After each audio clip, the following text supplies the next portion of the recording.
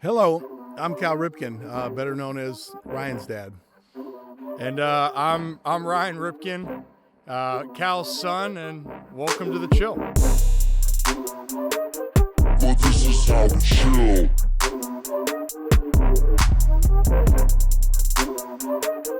But this is how we chill.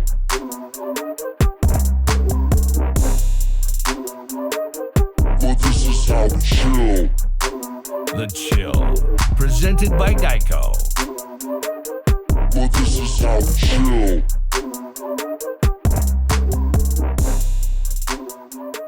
So I'll start. How Okay. about this? Is this okay with you? Yeah, I need my glasses anyway. Yeah, you do? Wow, you're looking good. All right. We're going to start with this, Dad. What's a moment you were the angriest with me and a moment you were the proudest with me? We'll start worse and we'll get better. Well, I don't know if everybody knows, but Ryan has the consecutive record for being late to school from pre-first to 13. So anyway, I was mad one morning with him because it was tough getting him out of bed and getting him on time, and so he would fight me every morning. And one morning he was pretty grouchy, and he kicked me in the chest. I don't know if you remember that though. It was a little hazy then. I thought there were some other, phrases. I was just trying, it was my morning routine. You got to stretch out the leg. I got you. Yeah. So you didn't mean it. Never. Okay. Never. When I was most proud of you was we went to a basketball tournament in about Las Vegas, and your team was a huge underdog in the finals to another team that was that looked really good, and I was worried about you. You were down 12 at halftime, and then you turned it on in the second half, and you were voted the tournament's most valuable player. And so I came over to you, and I couldn't even get the words out, but I wanted to say that I'm proud of you, and I couldn't get it all out in a smooth way because I was proud of you. Yeah, that was a fun one. Yeah, I thought we might lose by 25, how the game was going then. I didn't think you were going to win. Yeah, that was 16. 16 also with that one, by the way. That trip, the Las Vegas trip, that was the whole can't wear shorts in the restaurant situation. That was one of the more funny moments. Maybe we'll save that for later. We went to a really fancy restaurant. Ryan wore shorts, and then we got there, and the guy came up to me and says, "Does he have pants?" And I go, "No." And he goes, "It's okay. You'll sneak him in anyway." Okay, time out though. I know we're going to get to the next question, but this was not my doing. You understand that, right? I was told the information. You don't have to be defensive about it. It strikes a chord. We're talking about, was this intentional or not, or all the thoughts. Now I might kick you if you bring that back up to make it seem like I'm the one that did this. I went in there, I'll do whatever you need to do. And I was like a dog with a tail between its legs. As soon as I could get out of there, I sprinted. So you didn't enjoy the meal. You ate really fast, and when it was time to go, Put four napkins over my legs to make it seem like I had pants on. And then already be ready to go. Fastest I ever ran in my life. Yep, you were quick. Yeah, I'm almost sorry I brought that up. Okay, I get to ask you a question now. How are we most alike / and different? Okay. Alike. I think we're both very analytical. Probably to a fault. Yes. Where we'll sit and we'll look at something, whether it's baseball, whether it's just life. I mean, heck, you're looking at what's the best place to watch a game, but then we're looking at it, okay, are you trying to get the best vantage point for where guys are playing in the field? Are we trying to look at where the sun is? Is there breeze that day? Who's on the mound? Do you want to watch that? Where are the concession stands? How quickly do I have access to the bathroom? All those things that I think that we're similar on that. And I think we have a pretty calm demeanor overall. Yeah. How we're not alike, I don't know. I feel that I'll be a little more outgoing, maybe out and about. I know you have dance moves, but I don't know if we get on a dance floor, if you're going to go down and like kick a door down and get groovy. I saved those things just for you. Okay, yeah. So I will do that more. I definitely have more of that personality to me where we have to sometimes get it out of you, or I'll go look in the corner and you'll be doing maybe your signature moves there where no one can see you. We don't have to reveal every detail about our lives, do we? We're not there. I mean, I didn't specify what moves they were. I did like your analytical. I would agree with, and you're an extrovert. You gain energy from being around people. Sometimes I have to actually go off on my own. I'm more of an introvert, so I would say that's true. Okay. Back to you. Back to me. Number 2. What is the one thing from the night of 21-31 that doesn't get talked about enough?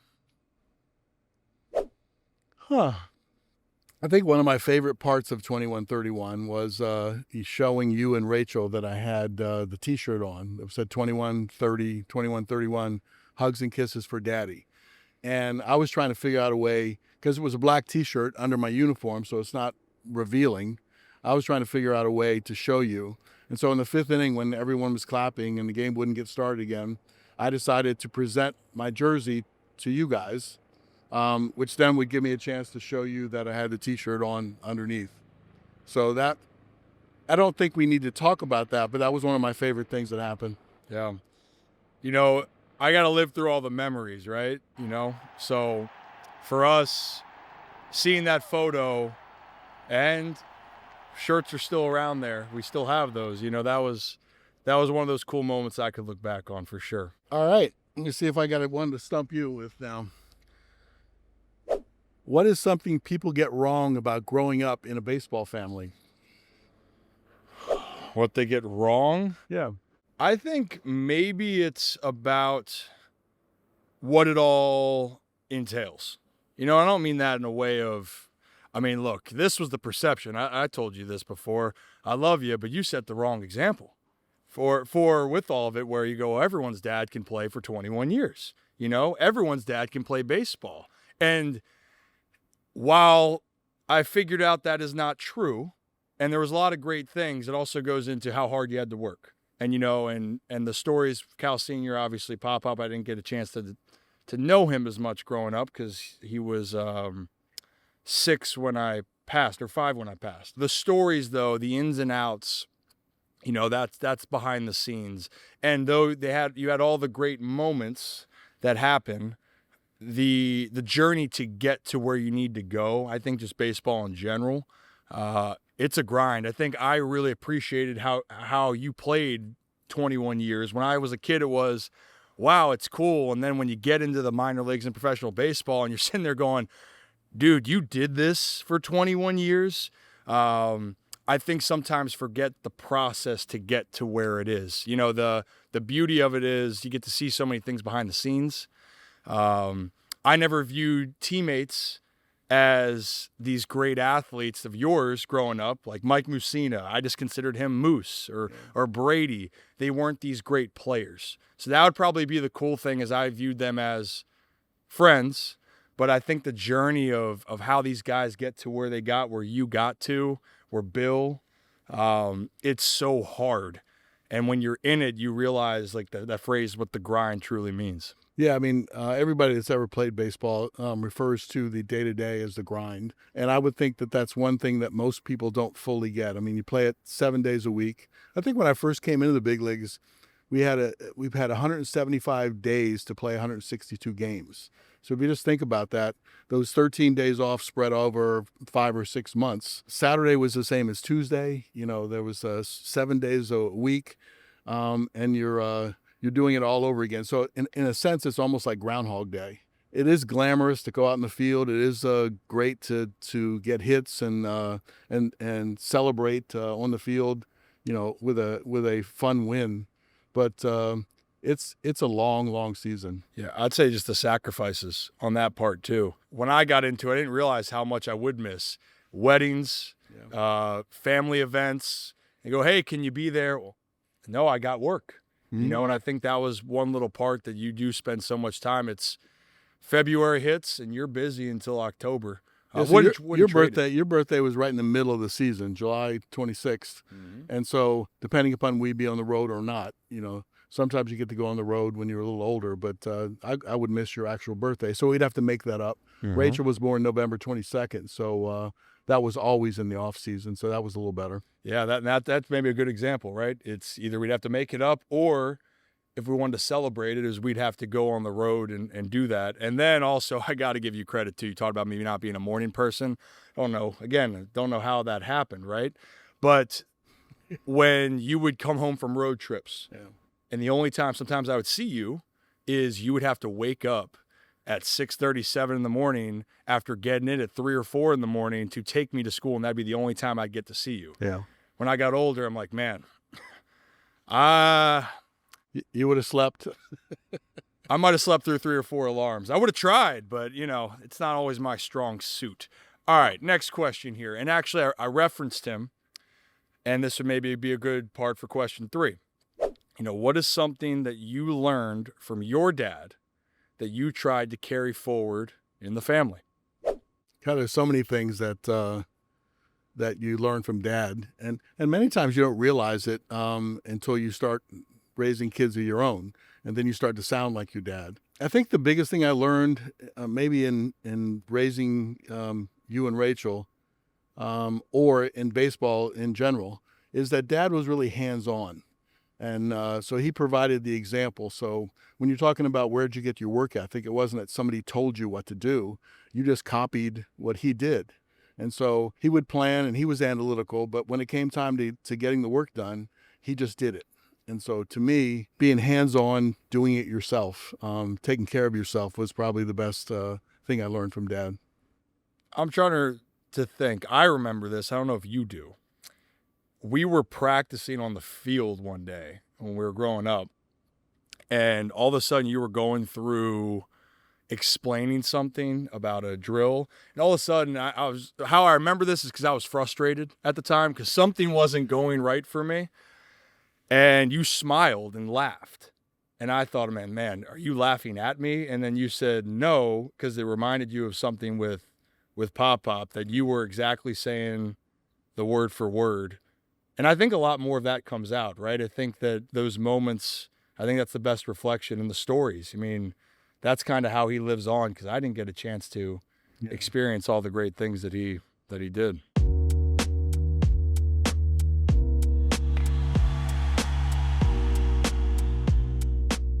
Would you like to keep going? If you have more. Oh, I got more. So let me ask you, I'll make my own question up. Okay. What did you hate about baseball?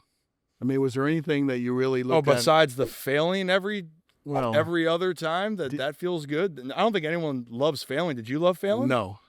So fair to say you hated that? No, but I'm just talking about the baseball life. What did you, of course.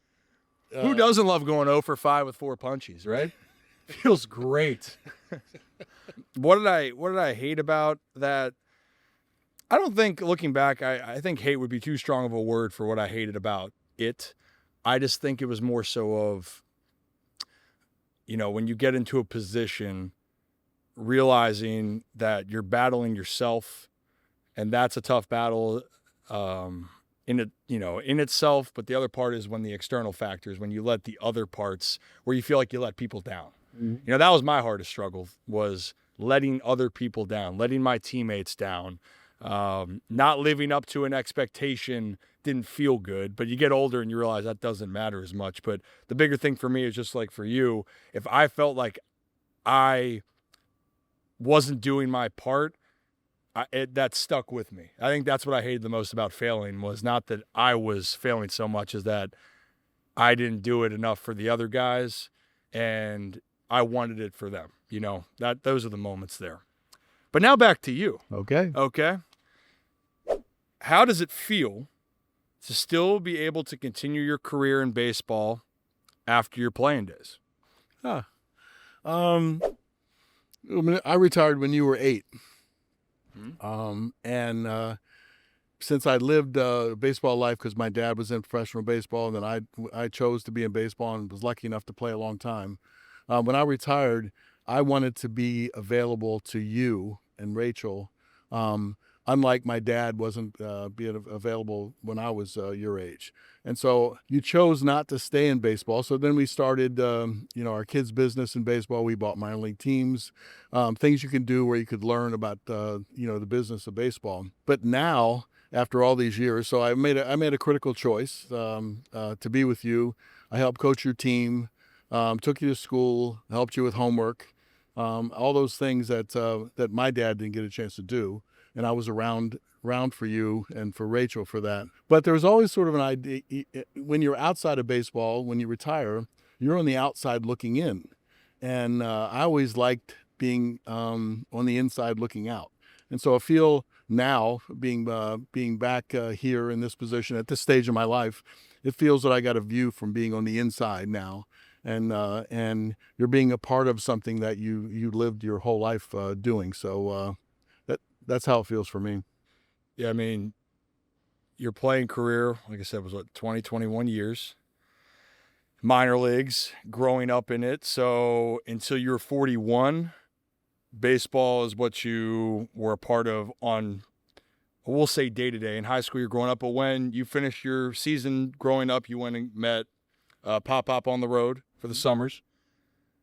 I guess to put it all together, full circle, does it feel now that it's been 30 years since this happened here, and it's been not trying to age you here. That's not what I'm trying to do. That'll be for a different time. But then it's been since 2001, almost 24 years since you last played. Does it feel like it's been that long since these moments? It's weird in some ways. Looking back on it, it feels like it was a whole new life that you lived, and now you're living a different life. But in other ways, some of the moments in baseball feel like it just happened yesterday.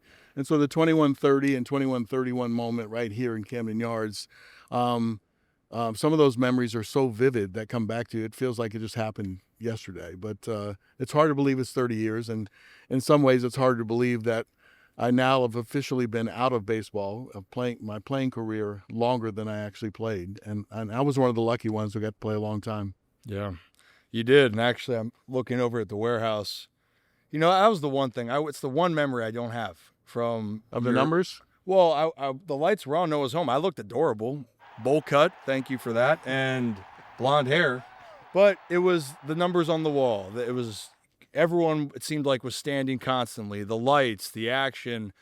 So you were only 2. I was 2. Yeah, you were born in 93, and it was 95. Yep. And so what recollections do you have? None. Nothing. 0. Absolutely 0. You threw out the first pitch. Nothing. Yeah. You and Rachel threw it out from the stands. Mm-hmm. Pretty good. Rachel, I leaned over to Rachel to hug her afterwards, and she kissed me on the forehead, but I was soaking in sweat. And then she went, "Ew." Yeah.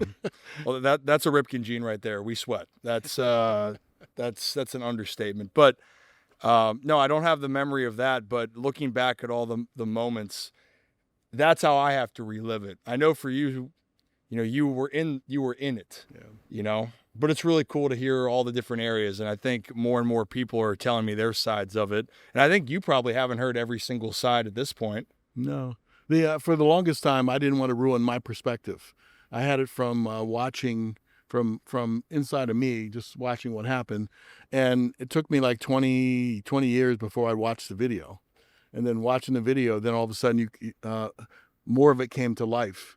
And that was kind of cool and special to be able to go back and look at the event, maybe through other people's perspective. It was pretty cool. Yeah, So what you're telling me, though, is since the 30th anniversary, to wrap this up, every 30 years, then you got to do a lap around the stadium.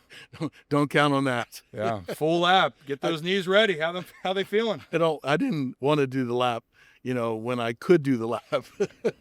And so now, you make old man's noises walking up the stairs, your knees, sometimes your back. I can't imagine.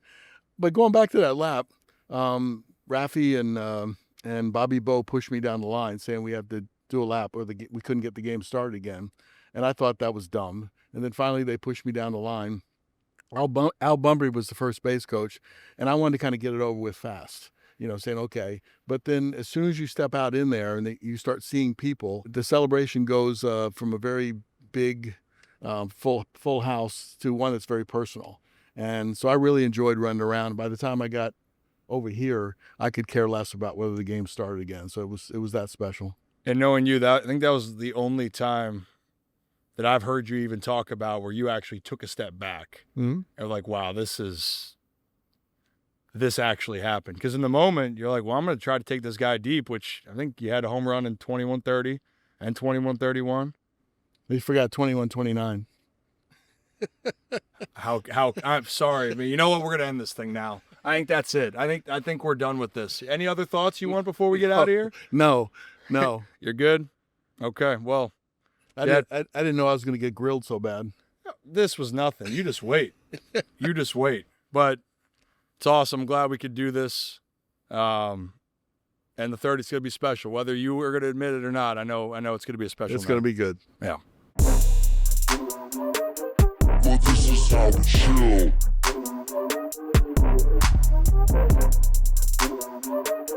But this is how we chill.